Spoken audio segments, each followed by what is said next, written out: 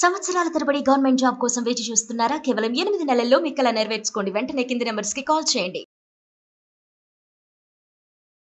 నమస్తే రమ్మగారు. నమస్తే చెయ్యి. రమ్మగారు, దెయ్యాల కథలు చాలా మంది నన్ను తిడతారేమో, ఏంటి జయ నువ్వు దెయ్యాల కథలు చెప్పిస్తూ దెయ్యాలు భూతాలని. కానీ సరదాగా ఉంటాయి కదా. సరదాగా ఉంటాయి, ఇంట్రెస్టింగ్ గా అనిపిస్తాయి కదా. ఒక చందమామ కథ చెప్పుకుందాం. అలానే చాలా కాలం క్రితం చదివింది, వసుంధర గారిదని గుర్తు నాకు. అవునో కాదో ప్రేక్షకులు ఎవరైనా చెప్పాలి. అలాగే ఆథర్ పేరండి? వసుంధర గారు. వసుంధర గారు చాలా నావెల్స్ కూడా రాశారు. చాలా బాగా మంచి కథకులు. అంటే వారు శ్రీమతి గారు ఇద్దరు కలిసి రాస్తారని అంటారు.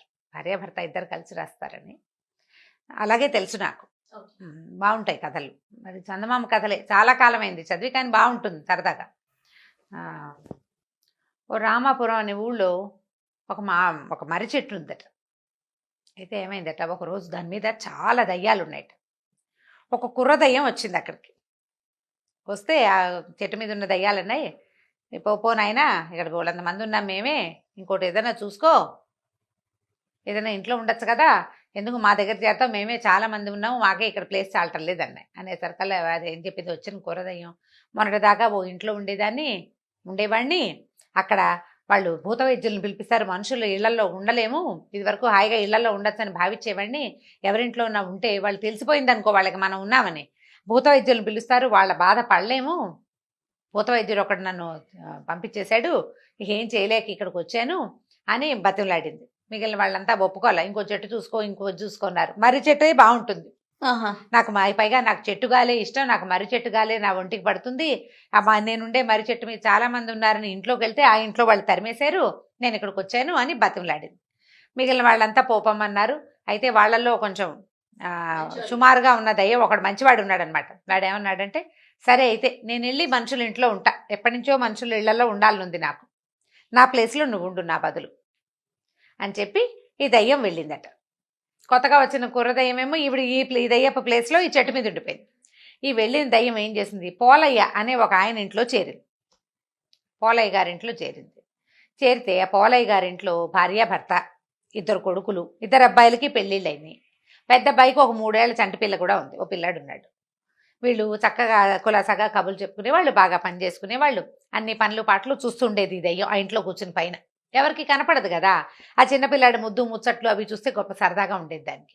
బాగానే ఉందిగా, ఇళ్లలో ఉంటే ఏమిటి వాళ్ళందరికీ వచ్చిన బాధ, నాకు అర్థం కాదు అని అనుకుంటోంది దయ్యం. సరే, ఆ ఇంట్లో అటక మీద దీని మీద ఇవి ఉంటాయి కదా, అటక అంటానికి వీల్లేదు, వాటిని దూలాలు ఉంటాయి, ఓ దూల మీద కూర్చుని కిందకి చూస్తూ ఉండేది. వీళ్ళంతా ఏదో కబుర్లు చెప్పుకుంటున్నారు. ఇంతలో ఏమైంది, ఓ రోజు కోడళ్ళిద్దరూ అత్తగారు ఓ సాయంకాలం నాడు కబుర్లు చెప్పుకుంటున్నారు. పక్కింట్లో వాళ్ళ సంగతి ఏమిటి, కోడల్ని అత్తగారు దయ్యంలాగా పీడిస్తుందిట. అయితే పెద్ద కోడలు చెప్పింది, దయ్యంలాగా పీడిస్తుందిట, దయ్యం పట్టినట్టు పట్టేసింది వాళ్ళ అత్తగారు దాన్ని అంది. అనేసరికల్లా కోడలంది, దయ్యం కానీ దయ్యాలు చాలా నయం అనేసరికల్లా ఇప్పుడు ఇలా మాట్లాడుకుంటారు. మాట్లాడితే అత్తగారు ఏమిటే, దయ్యం సంగతి నీకు బాగా తెలుసా, దయ్యాలు పట్టి పీడిస్తాయంటావా అని అత్తగారు అడిగింది. ఈ దయ్యం ఈ పైన కూర్చుంది కదా, ఆసక్తిగా వింటుందన్నమాట, ఏమిటో మన సంగతే మాట్లాడుతున్నారని.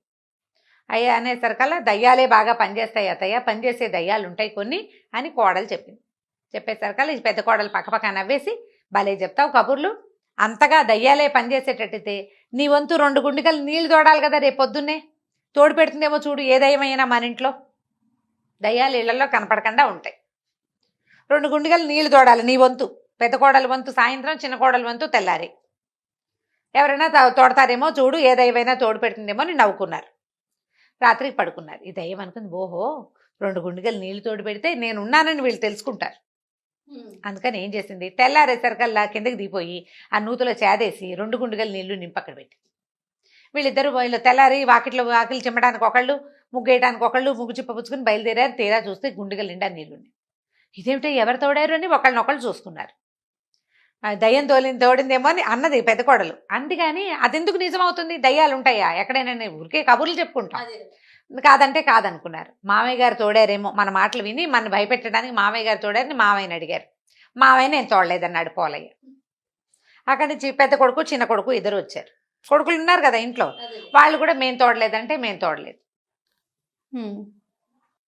బాగానే ఉంది. సరే అయితే ఈయన ఏమన్నాడు, పోలయ్యా పిల్లలే అబ్బాయిలే ఇద్దరు ఎవరో ఒకళ్ళు భార్యకో లేకపోతే మరదలకో హెల్ప్ చేయడానికి వీళ్ళిద్దరిలో ఎవరో ఒకళ్ళు చేశారని భావించి ఈయన ఏమన్నాడు, ఒరే ఈ గుండెగల నీళ్లు మనం తోడుకోలేవుట్రా, అంతగా దయ్యం ఉంటే మన పైన బోల్డ్ పనులున్నాయి మన ఇంట్లో చాలా పనులున్నాయి. అయితే పెద్ద కొడుకు అన్నాడు, ఈ నీళ్లు తోడాలా నాన్న దయ్యం, మనం చేయలేని పనులు కొన్ని ఉన్నాయి, పెంకు నేయించాలి ఇంటికి. 3 ఏళ్ల నుంచి అనుకుంటున్నావు పెంకు నేయించలేదు. పెంకు నేయటం అంటే ఈ పెంకుటిళ్ళు ఉంటాయి కదా, అవి తీసి మళ్ళీ పెడతారు, వాటిని చక్కగా సర్దుతారు. పగిలిపోయినవి ఏమైనా వానలకి వాటికి పగిలినాయి అనుకో అవి తీసేస్తారు, పాడైపోయినవి తీసేసి కొత్త పెంకులు కొద్దిగా తెచ్చి పెంకులు మళ్ళీ చక్కగా రీఅరేంజ్మెంట్ అన్నమాట. ఇల్లు నెయ్యటం అంటారు దాన్ని, పెంకులు నెయ్యటం, పెంకులు సర్దటం అనమాట అది. మరి ఇల్లు నేయటం అని వాడతారు మా పెంకుటిల్లుని. ఇల్లు నేసి ఎన్నాళ్ళలో అయింది, 4 ఏళ్ల నుంచి వాన పడినప్పుడల్లా ఇబ్బంది పడుతున్నాము. ఆ పెంకులు నేయకపోయింది, ఆ దయ్యం ఈ నీళ్లు తోటం ఎందుకు, ఈ పని మనం చేసుకోగలం కదా అని నవ్వుకున్నారు.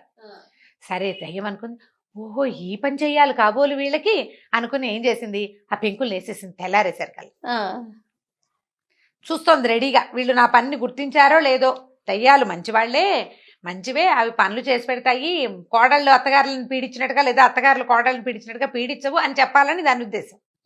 తెల్లవారేసరికల్లా ఏమైంది, ఈ పోలయ్య గారు ఉన్నాడు కదా, ఆయన పొద్దున్నే లేచి ఏదో గుండె పట్టుకుని పడిపోయాడు. ఏదో వచ్చింది సమస్య. తీరా డాక్టర్ని పిలిచారు. గ్యాసే కదని గుండెల్లో మంట వస్తుంది కానీ కడుపులో ఒక వ్రణం ఏదో ఒక గడ్డ వచ్చింది ఆయనకి.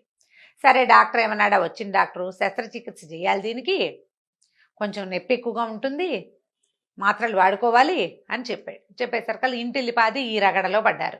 ఈ ఇల్లు నేయబడిన సంగతి వాళ్ళు చూసుకోలే. అదే సరే ఏం చేశారు, గబగబా హాస్పిటల్కి తీసుకెళ్లారు. ఏదో అక్కడ పల్లెటూరు వైద్యశాలే పాతకాలపది, అక్కడికి తీసుకుపోయారు. వైద్యం ఏదో చేశారు. ఆయనకి కడుపులో నొప్పి వచ్చినప్పుడల్లా నిద్ర మాత్రం వేస్తే సరిపోతుంది, నిద్రలో ఉంటే కొంచెం నొప్పి తగ్గుతుంది, ఒక వారం 10 రోజులు ఇలా ఉంటుందని చెప్పాడు. సరే ఈయనకి బాధగా ఉన్నప్పుడల్లా ఓ మాత్ర వేసుకుని పడుకుంటున్నాడు. బాధగా లేనప్పుడు ఆయన పద్యం పానం చూడాలని అనారోగ్యస్తుడికి. వీళ్ళు ఇంకా ఈ ఇల్లు నేయబడింది అనే సంగతి చూసుకోలేదు. దయ్యానికి చాలా నిస్పృహ వచ్చేసింది, ఏమిటి ఇంత పని చేసాం, ఎవరు గుర్తించట్లేదు నన్ను. మనకు కూడా అలాగే ఉంటుంది, ఏదైనా చక్కగా మంచి చీర కట్టుకుంటే వచ్చే అవతల వాళ్ళు మన గుర్తించకపోతే చాలా కష్టంగా ఉంటుంది. అటు ఇటు తిరుగుతారు, పిల్లలు అయితే బాగా తిరుగుతారు అటు ఇటు. నేను అడగను మిమ్మల్ని రాగానే, రమ్మగారు నన్ను గుర్తించండి. అదే గుర్తింపు కావాలి, దయ్యానికి కూడా కావాలి. చూస్తుంది 4 రోజులు వారం రోజులు గడిచిపోయింది. వారం 10 రోజుల తర్వాత వాన వచ్చింది. పోలయ్య గారు కొంచెం లేచి కాస్త కులాసాగా తిరుగుతున్నాడు. వాన పడేసరికల్లా ఒరే వాన పడుతుంది, దక్షిణపు గదిలో కారిపోతుందేమో చూడండి, ధాన్యం తడిసిపోతే ఒడ్లుండవరా అని కేకేశాడు కొడుకుల్ని. ఈ కొడుకులు ఇద్దరు దక్షిణపు అక్కడ వడ్ల కొట్లోకి పరిగెత్తారు. నీ వాన ఏం పట్టల్లా. వాన పట్టలేదు నానో, ఏమిటి ఇంత పెద్ద జల్లు పడుతుంటే వాన పట్టలేదు, 3 నీరుడు భలే కురిసింది కానీ చూసుకున్నారు. పైకి చూస్తే ఎక్కడా గ్యాప్ లేదు.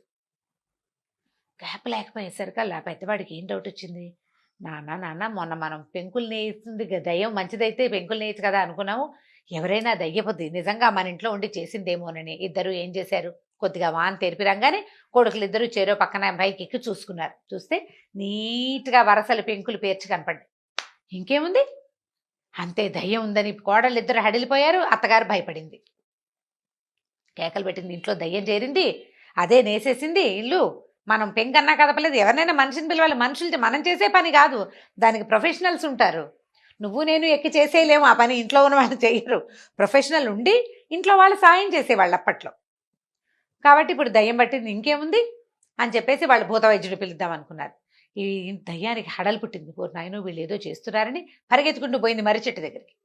ఆ మర్రి చెట్టు దగ్గర ఉన్న వాళ్ళంతా హాహాకారాలు చేశారు. ఎందుకు వచ్చావు, ఇక్కడ గ్యాప్ లేకపోతుంటే పోమన్నారు. అయితే ఏ దయ్యానికైతే తను రీప్లేస్మెంట్గా ఇంట్లోకి వెళ్ళిందో ఆ దయ్యం దగ్గరికి వెళ్ళి అడిగింది, మంత్రవేత్తలు వస్తే భూత వైద్యుడు వస్తే ఏం చేస్తాడరా అని. వాళ్ళు ఏం చేస్తారంటే మంత్రాలు వేసి చింతకాయ బరికి పెట్టి కొడతారు, ఆ దెబ్బలు వీపుకు తగులుతాయి, మనకి ఒళ్ళంతా మంట పుడుతుంది, అదే సమస్య, నువ్వు వచ్చేసావుగా నీకేం అవ్వదులేదు. ఈ దయ్యానికి ఇంటికి వదిలిపెట్టి రావాలని లేదు, వాళ్ళు కావాలి దానికి. అందుకని ఏం చేసింది, సరే మీరు ఇక్కడే ఉండండి అని తను మళ్ళీ ఇంటికి వచ్చేసింది. వచ్చి ఏం చేసింది, పోలయ్య గారు రోజు నిద్ర మాత్ర వేసుకుంటున్నాడు కదా, 2 నిద్ర మాత్రలు మింగేసి పడుకుంది ఒక మూల. పడుకునేసరికల్లా ఆ భూత వైద్యుడు వచ్చాడు, హాంపి పట్టని బోళ్ళంత మంత్రం చదివాడు. ఆయనకి ఎక్కడా కనపట్టల్లా. కదలిక ఉండాలి, దయ్యాలు కదులుతూ ఉంటాయి గాల్లో, అట్లా గాల్లో కదా కదిలేది. ఇది నిద్ర మాత్రం మింగేసింది, మత్తుగా జోగుతోంది, ఒక దీని మీద దూలం మీద పడుకునుంది, కదలిక లేదు. లేకపోయేసరికల్లా ఆయన ఏం దయ్యం లేదండి, ఏమీ లేదు అని చెప్పేసరికల్లా సరే వెళ్ళిపోయి ఆయన పంపించేశాక మొన్న గుండెగలతో నీళ్లు తోడింది, నిన్నేమో పెంకులు నేసింది. ఉందో లేదో మన ఇంట్లో దయ్యం ఖచ్చితంగా ఉంది, మనకు తెలుసు. ఆ 2 పనులు అదే చేసింది, మనం చేయలేదు కాబట్టి. మూడో మనిషి వచ్చి మనుషులు చేసే పని కాదు కదా, అది కనపడకుండా చేసేది అసలు కాదు అని అనుకుని వీళ్ళు ఏమనుకున్నారు. ఆయన అన్నాడు, అదేమిట్రా ఒకవేళ ఉంటే గనక ధాన్యపు కొట్లో బోల్డని వడ్లున్నాయా, వడ్లన్నీ దంచి బియ్యం చేస్తుందేమో చూద్దాం, ఒకవేళ దయ్యం ఉంటే ఆ పని చేస్తుంది అన్నారు. అనేసరికలు ఈ దయ్యం ఏమనుకుంది, ఓహో వీళ్ళకి ఇది కావాలనుకుని ధాన్యం అంతా దంచేసింది. తెల్లారేసరికలు దంచేసి బియ్యం అక్కడ పెట్టి సంచులు చూసుకున్నారు వాళ్ళు. అమ్మ బాబోయ్ ఇంకేముంది, దయ్యం మన ఇంట్లోనే ఉంది. కాకపోతే అప్పుడు ఆయన ఒకటి ఆలోచించాడు. మామూలుగా దయ్యాలు ఏం చేస్తాయి, ఇబ్బంది పెడతాయి, బాధ పెడతాయి. ఇది చూస్తే గుండెగల్లో నీళ్ళు తోడు పెడుతుంది, మనకు డబ్బు ఖర్చు లేకుండా నేసేస్తుంది. ఇప్పుడు ఒడ్లు దంచడం అంటే చిన్న పనే, గూళ్ళు పడిపోతాయి. చచ్చేలాగా పనిచేస్తే కానీ ఒడ్లు దంపుడు అవ్వదు. అప్పట్లో మరలు అవి లేవు కదా, దంచుకుని చెరుక్కుని బియ్యం చేసుకునేవాళ్ళు. నువ్వు దంచక్కర్లేదు, చెరగక్కర్లేదు, పనంతా మిగిలిపోయింది. తర్వాత ఎవరికైనా డబ్బిచ్చి చేయించుకోకర్లేదు, చేసి పెడుతుంటే ఇది దయ్యం ఎందుకైంది, దేవత. మామూలుగా ఏం చెప్తారు, ఇబ్బంది పెట్టేది దయ్యం, చక్కగా ఉండేది హాయిగా మనని సుఖంగా సంతోషంగా ఉంచేది దేవత. మన ఇంట్లో ఉన్నది దయ్యం కాదు, దేవతే. ఇది దేవతే కాబట్టి ఆ ఉన్న దేవతకి దానికి ప్రీతి కలిగేలాగా ఏదైనా చేద్దాం, మనం చేయలేని పనులు దానికి చెప్పుకుందాం అని చెప్పి రోజు మా ఇంట్లో ఉన్న దేవత నీకో నమస్కారాన్ని ఓ దండం పెట్టడం మొదలుపెట్టారు.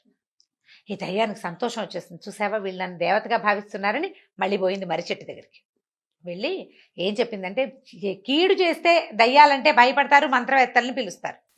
మంచి చేస్తే హాయిగా ఇళ్లలో ఉండొచ్చు. ఈ వెధవ మర్రి చెట్లు పుచ్చుకుని వెళ్ళాటం ఎందుకు, దిక్కుమాలి మర్రి చెట్లు, ఇంట్లో సుఖంగా ఉంటుంది, ఎవ్వరూ మనని కదపరు. ఏదైనా చేత చేయగలిగినంత మంచి చేసామనుకో వాళ్ళు మనని హాయిగా ఉంచుకుంటారు, రోజు దండ పెడతారు పొద్దున్నే అని చెప్పింది. చెప్పేసరికల్లా దయ్యాలు కొన్ని నిజమా అన్నాయి, అక్షరాల నిజం. నేను పోలయ్య గారింట్లో పూజ చేయించుకుంటున్నా, రోజు పొద్దున్నే దండం పెడతారు నాకు, ఎక్కడున్నా నీకు దండమని. కాకితో పాటు నాకు కూడా ఓ పెడితే అన్నం పెడుతున్నారు, అది కాకే తింటుంది కానీ నా పేరుతో పెడుతున్నారు కదా వాళ్ళు. కాబట్టి ఇలా చాలా మనం మంచి ప్రవర్తనతో ఉన్నామంటే మనని దేవతలుగా పూజిస్తారు అని చెప్పేసరికల్లా కొన్ని దయ్యాలు మేము కూడా దేవతలుగా ఉంటామని ఇళ్ళని పట్టుకుని వెళ్ళిపోయినాయి. కొన్ని కొంటి దయ్యాలు ఉంటాయి, అల్లరివి, చచ్చిన మాట వినవు, అవి మాత్రం ఈ మర్రి చెట్టు పట్టుకునే వేళ్లాడుతున్నాయి. మనుషులకు మంచి చేసే ఉద్దేశం వాటికి లేదనమాట. ఇవి ఉండిపోయినాయి. ఈ పోలయ్య గారింట్లో ఉన్నదయ్యే మళ్ళీ ఎగురుకుంటూ పోయి తన వంతు దండాలు స్వీకరించడానికి వెళ్ళిపోయింది. వాళ్ళు ఏం చెప్పినా చేసేది అవసరమైన పని వాళ్ళు అన్నీ చెప్పరు, చేసుకోలేని పనులే చెప్తారు, ఆ పని చేసి పెట్టేస్తుంది. ఇది కథ కంచికి మనం ఇంటికి. చాలా బాగుంది రమ్మ గారు, సూపర్, సరదాగా ఉంది కదా, చాలా సరదాగా ఉంది. రైట్ రమ్మ గారు, నమస్తే. నమస్తే.